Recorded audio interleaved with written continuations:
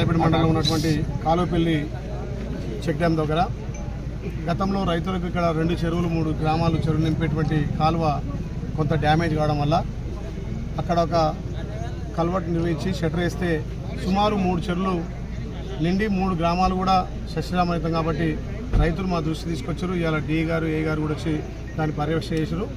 నేనే గౌరవ మంత్రి గారు ఇరిగేషన్ మంత్రి ఉత్తమ్ కుమార్తో మాట్లాడి దానికి 10 లక్షలు కూడా శాంక్షన్ కోసం పెట్టడం జరిగింది.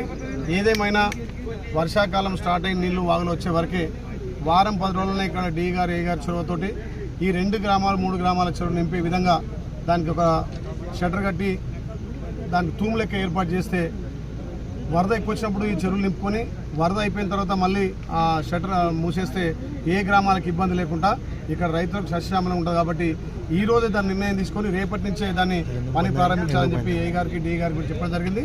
దీనికి అందరు రైతులు సహకరించి ఈ వేస్టేజ్గా పోయే వాటర్ను మనం స్టోరేజ్ చేసి వాడుకుంటే ఎక్కువ చెరువులు నింపుకునే వల్ల అవుతాం. కాబట్టి దీని తక్షణమే పని స్టార్ట్ చేయమని అధికారులను ఆదేశించడం గౌరవ మంత్రి గారు దృష్టి తీసుకుపోయాం. కాబట్టి ఇమీడియట్లీ వారం 10 రోజుల్లో ఈ పని కంప్లీట్ చేసి నీళ్ళు అందించే బాధ్యత ఇక్కడ రైతుల మీద ఉంది. కాబట్టి అధికారులు చొరవతోటి దీన్ని పూర్తి కంప్లీట్ చేయాలని కోరుకుంటున్నాం. మేలయ్యేటట్టుగా ఏ రైతు అయినా మన రైతే ఆల్రెడీ ఉన్న రైతులంతా మనలే కాబట్టి వేస్టేజ్గా పోయే వాటర్ను మనం కొంచెం అక్కడ కలబట్టు కట్టడం వల్ల ఒక షటర్ వేస్తే అవసరం చెరువు నింపిన తర్వాత మళ్ళీ షటర్ బంద్ చేసుకున్నాం అనుకో నీళ్ళు కిందికి వెళ్ళిపోతాయి.